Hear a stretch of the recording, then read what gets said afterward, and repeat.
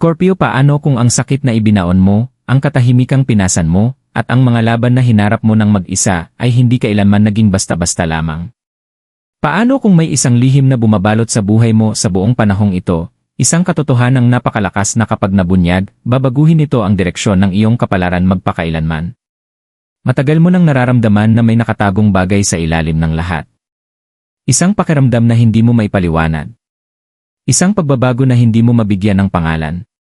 Hindi ito aksidente. Hindi ito imahinasyon. Inihahanda ka ng universo. At ngayon, Scorpio, ang lihim na minsang itinago ay unti-unti nang lumilitaw at wala nang magiging pareho muli. Scorpio, hindi ka katulad ng iba. Mas malalim kang makaramdam, mas matindi kang magmahal, at mas marami kang natitiis kaysa sa kayang unawain ng karamihan. Habang ang iba ay malakas na nagsasalita tungkol sa kanilang mga pinagdaraanan, ikaw ay tahimik na nagdurusa. Nagmamasid ka. Nagsusuri ka. Nagbabago ka. Nakikita ng mga tao ang iyong lakas, ngunit bihira nilang makita ang mga bagyong pinagdadaanan mo sa loob. At sa kabila ng bawat pagtataksil, bawat pagkadismaya, bawat pintong nagsara, hindi ka tunay na nasisira, kundi lalo kang nag-evolve. Palaging may misteryo sa iyong paglalakbay.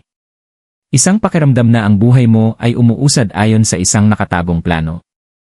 Maaaring wala ka pang lahat ng sagot, ngunit ang iyong intuisyon ay patuloy na bumubulong na may makapangyarihang pagbabago na naghihintay sa iyo. Ngayon, ang enerhiya sa paligid mo ay nagbabago. Ang bigat na matagal mong dala ay unti-unti nang nagkakaroon ng kahulugan. Dahil ang lihim na nakaugnay sa iyong kapalaran ay hindi kailanman itinadhana na manatiling nakatago habang buhay, ito ay para gisingin ka. Ang nakatagong pakikibaka. Scorpio, bago ang anumang dakilang pagbabago, laging may yugto ng kadiliman. At ikaw, higit kaysa sa karamihan, alam mo kung ano ang ibig sabihin ng maglakad sa dilim ng mag-isa. Hindi kailanman naging simple ang buhay mo. Habang ang iba ay binibigyan ng linaw, ikaw ay binigyan ng mga tanong. Habang ang iba ay may sumusuporta, natuto kang mabuhay nang wala nito. May mga sandali na naramdaman mong hindi ka nauunawaan, kahit pa ng mga pinakamalapit sa iyo. Nakita nila ang iyong katahimikan bilang paglayo. Nakita nila ang iyong tindi bilang pagkontrol. Ngunit ang hindi nila naunawaan ay ang iyong katahimikan ay proteksyon, at ang iyong tindi ay damdaming walang ligtas na mapaglagyan. Naranasan mo ang pagtataksil sa paraang tuluyan kang binago.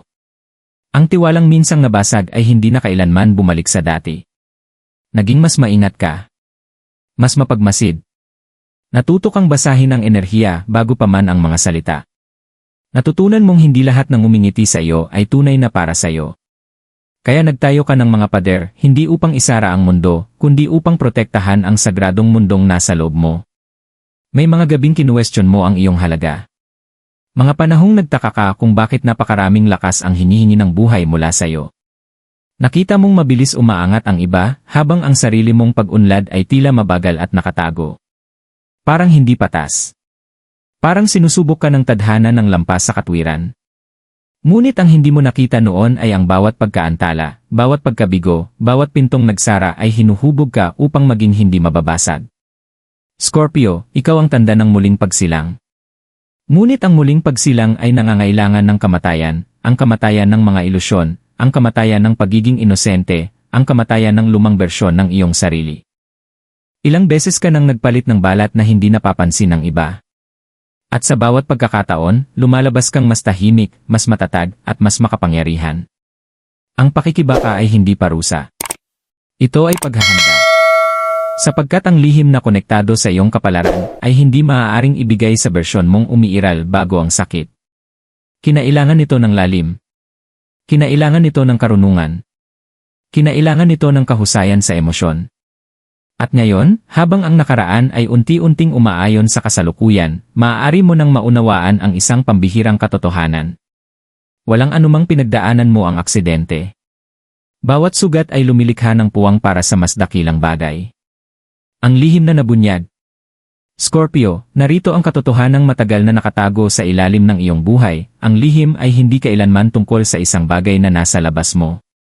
Hindi ito isang tao, hindi purong swerte, at hindi isang biglaang oportunidad na basta nahulog mula sa langit. Ang lihim ay ikaw. Mula pa sa simula, ang kapalaran mo ay nakaugnay sa isang kapangyarihang kakaunti lamang ang tunay na nakaunawa. Hindi ka isinilang upang mamuhay ng karaniwan. Hindi ka itinadhana na sundan ang mga landas na madaling hulaan. Ang paglalakbay mo ay nangangailangan ng lalim, misteryo, sukdulang emosyon, at matinding pagbabago dahil taglay mo ang isang pambihirang kakayahan, ang bumangon mula sa mga bagay na dapat sana'y sumira sa'yo. May dahilan kung bakit itinago ng universo ang lihim na ito mula sa'yo. Kung nalaman mo agad ang tunay mong lakas, maaaring masyado kang nagmadali. Kung naunawaan mo ang buong potensyal mo bago mo naranasan ang pagkawala, maaaring hindi mo nahubog ang emosyonal na karunungang kailangan upang dalhin ito. Ang tamang oras ang lahat. At ang katahimikang naranasan mo ay hindi pag-abandona, ito ay banal na estratehiya. Maaaring napapansin mo na ngayon ang pagbabago. Mga banayad na pagkamulat. Mga pattern na biglang nagkakaroon ng saysay. Mga taong inilalantad ang kanilang tunay na intensyon. Mga sitwasyong dati nakalilito, ngunit ngayon ay malinaw na malinaw. Iyan ay dahil ang belo ay unti-unti nang natatanggal. Ang nakatagong katotohanan ay lumilitaw na. Ito ang lihim, ang sakit ng iyong nakaraan ay iniaayon ka sa isang hinaharap na nangangailangan ng kapangyarihan. Hindi lamang mababaw na tagumpay, kundi impluwensya, otoridad, at emosyonal na kontrol. Sinasanay ka sa katahimikan. Bawat pagtataksil ay nagpatalas sa iyong intuisyon. Bawat pagkaantala ay nagpatibay sa iyong pasensya. Bawat pagkawala ay naglinaw sa iyong focus. May isa pang mas malalim na bahagi ang lihim na ito. May mga taong minaliit ka. Maaaring ito'y isang dating koneksyon, isang dating karelasyon, mga kasamahan sa trabaho, o kahit mga tao sa sarili mong bilog. May mga naniwalang ang katahimikan mo ay kahinaan. Inakala nilang ang pagiging kalmado mo ay pagsuko. Inisip nilang ang paglayo mo ay pagkatalo. Ngunit Scorpio, ang hindi nila alam ay umatras ka upang maghilom at magpalakas. Tumahimik ka upang magplano. Lumayo ka upang magmasid bago ka muling umangat. At ngayon, ang enerhiya ay bumabaliktad. Ang kapalarang tila mabagal ay bumibilis. Ang buhay na tila walang katiyakan ay nagiging malinaw. Ang mga taong hindi ka napansin ay maaaring masaksihan ang bersyon mo na hindi nila kailanman inasahan. Hindi ito paghihiganti. Ito ay pagbubunyad. Ang lihim ay hindi kailanman inilaan upang saktan ka, ito ay para hubugin ka bilang isang taong hindi mapipigilan. At sa sandaling lubos mong tanggapin ang katotohanan ito, ang buong realidad mo ay magsisimulang umayon sa iyong kumpiyansa. Hindi ka pa lamang nagiging makapangyarihan, Scorpio. Naalala mo lamang kung sino ka talaga noon pa man. Ang pagbabago ng kapalaran. Scorpio, kapag ang isang lihim ay nabunyag, ang kapalaran ay hindi na nanatiling nakatigil. Ito ay kumikilos. Muling inaayos ang sarili. Tumutugon. Ngayong nagigising ka na sa tunay mong kapangyarihan, ang enerhiya sa paligid mo ay nagsisimulang magbago sa paraang halos magnetiko ang dating. Nag-iba ang mga usapan. Lumalapit ang mga oportunidad sa ibang paraan. Maging ang presensya mo ay may bagong bigat. Maaaring hindi ka nagsasalita ng marami, ngunit kapag pumasok ka sa isang silid, may nararamdaman ang mga tao. Otoridad. Kumpiyansa. Misteryo. Hindi na ito pilit. Likas na ito. Ang pagbabagong ito ng kapalaran ay banayad sa simula. Hindi ito dumarating na may paputok. Dumarating ito na may linaw.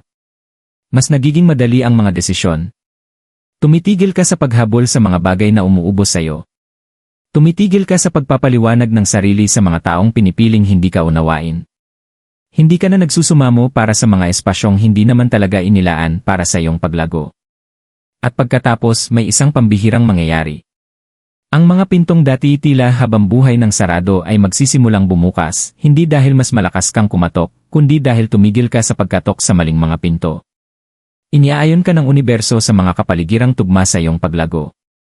Maaaring magsimulang lumitaw ang mga oportunidad sa pananalapi. Maaaring dumating ang pagkilala ng hindi mo inaasahan. Maaaring mapansin ng mga taong may impluwensya ang iyong lalim. Hindi dahil mas mainay ka, kundi dahil mas matatag ka. Scorpio, ito ay enerhiyang pinaghirapan. Binayaran mo ang pagbabagong ito sa pamamagitan ng pasensya. Sa pamamagitan ng dalamhati. Sa pamamagitan ng tahimik na katatagan. Habang ang iba ay humihingi ng agarang gantimpala, tiniis mo ang mahahabang yugto ng paghahanda. At ngayon, ang momentum ay nagsisimula ng pumabor sa'yo. Mapapansin mo rin ang panloob na pagbabagong mas makapangyarihan pa kaysa sa panlabas na tabumpay. Nawawala ang kontrol ng iyong mga takot. Nawawala ng bigat ang opinyon ng iba. Hindi ka na basta-bastang tumutugon sa bawat abala ng emosyonal. Sa halip nagmamasid ka. Pumipili ka. Kumikilos ka ng may layunin. Iyan ang tunay na kapangyarihan. Ang pagbabagong ito ay hindi pansamantalang swerte. Ito ay pag-aayon. Ang bersyon mo na dati nagdududa, nag-aalinlangan, o palaging nag-isip ng 2 beses ay unti-unting nawawala. Sa kanyang lugar ay nakatayo ang isang taong nakaunawa sa tamang oras, sa enerhiya, at sa sariling halaga. Ngunit tandaan mo ito, nagbabago ang kapalaran kapag nagbago ka. Sa sandaling yakapin mo ng buo ang iyong lalim sa halip na itago ito, sa sandaling magtiwala ka sa iyong intuisyon nang walang paghingi ng paumanhin, sa sandaling tumigil ka sa pagpapaliit ng sarili upang maging komportable ang iba, doon magsisimula ang tunay na pagbilis. Scorpio, ang buhay mo ay hindi lamang gumaganda. Ito ay nagbabagong anyo. At ang mga taong minsang nakita lamang ang iyong katahimikan ay malapit nang masaksihan ang iyong pag-angat. Babala at gabay. Scorpio, sa bawat makapangyarihang pagbabago ay may kasamang pagsubok. Hindi ito para pigilan ka, kundi upang sukatin kung gaano ka na talaga nagbago at lumago. Habang nagsisimulang magbago ang iyong kapalaran, hindi lahat ay magdiriwang ng iyong pag-angat. May mga taong naging komportable sa dati mong bersyon, ang bersyong nagtitiis ng mas mababa sa nararapat, ang nananatiling tahimik, ang nagpapaliit ng sarili upang mapanatili ang kapayapaan. Kapag nagsimula kang tumayo ng matatag sa iyong kapangyarihan, maaaring hindi ito maging komportable para sa mga nakinabang sa iyong pagdududa sa sarili. Maging mapagmatsyag. Hindi lahat ng ngiti ay suporta. Hindi lahat ng papuri ay totoo. Habang lumalakas ang iyong enerhiya, maaari kang makaakit ng paghanga at tahimik na inggit. Hindi ito upang gawing paranoid ka, kundi upang patalasin ang iyong kamalayan. Taglay mo na ang malalim na intuisyon. Ngayon ang panahon upang lubos itong pagkatiwalaan. Iwasan ang padalos-dalos na reaksyon. Ang lakas ng Scorpio ay nasa lalim ng emosyon, ngunit ang paglago mo ay nangangailangan ng disiplina sa emosyon. Huwag ibunyag ang bawat plano. Huwag ipahayag ang bawat galaw. Ang tunay na kapangyarihan ay tahimik kumilos. Hayaan mong ang resulta ang magsalita para sa iyo. Maaaring may mga sandali ring susubok bumalik ang nakaraan, mga dating koneksyon na muling lilitaw, mga hindi natapos na sitwasyon na kakatok muli sa iyong pintuan. Bago mo muling buksan ang anuman, tanungin mo ang sarili mo, nakaayon ba ito sa taong ako ay nagiging? O hinihila ba ako nito pabalik sa kung sino ako noon? Protektahan mo ang iyong enerhiya na parang ito ay sagrado, dahil sagrado nga ito. Palibutan ang sarili ng mga taong gumagalang sa iyong mga hangganan. Lumayo sa kaguluhang nagkukunwaring kasabikan. Manatiling nakatuntong sa lupa sa pamamagitan ng pasasalamat, ngunit huwag kailanman magpaliit ng sarili upang maging komportable ang iba. Scorpio, ang iyong pag-angat ay hindi nangangailangan ng agresyon. Nangangailangan ito ng kamalayan. Kumilos ng may estratehiya. Magsalita ng may layunin. Obserbahan ang lahat. Sapagkat habang mas mataas kang umaangat, mas malinaw dapat ang iyong paningin. Scorpio, tingnan mo kung gaano ka nakalayo ang narating mo. May panahon na kinuwestiyon mo ang lahat, ang landas mo, ang lakas mo, maging ang layunin mo. May mga sandaling mabigat ang katahimikan, na ang paghihintay ay tila walang katapusan, na ang dilim ay parang mas mahaba kaysa sa kaya mong tiisin. Ngunit nagtiis ka. Nagbago ka. Nalampasan mo ang mga bagay na dapat sana'y sumira sa'yo. At ngayon, nauunawaan mo na. Ang lihim ay hindi kailanman naging parusa. Ito ay proteksyon. Ito ay paghahanda. Isa itong sagradong paghinto bago ang pag-angat. Hindi ka naantala, ikaw ay pinino. Bawat luha ay nagpatalas sa iyong intuisyon. Bawat pagtataksil ay nagpatatag sa iyong mga hangganan. Bawat pintong nagsara ay nagtulak sa iyo patungo sa mas dakilang bagay. At ngayon, habang tuluyan nang natatanggal ang belo, nakatayo ka sa gilid ng isang bagong yugto, hindi bilang sugatang bersyon ng iyong sarili, kundi bilang nagising na bersyon. Ito ang paalala mo, hindi mo na hinahabol ang kapalaran. Ang kapalaran ang umaayon sa iyo. Kaya humakbang ka ng walang takot. Magtiwala sa lalim na nasa loob mo. Protektahan ang iyong enerhiya. Kumilos ng tahimik kung kinakailangan, ngunit huwag mo nang pagdudahan muli ang iyong kapangyarihan. Scorpio, ang lihim na minsang nakatago sa anino ay nagawa na ang tungkulin nito. Hindi ka nito winasak. Inilantad ka nito. At mula sa sandaling ito, wala nang gagalaw sa buhay mo sa dating paraan kailanman.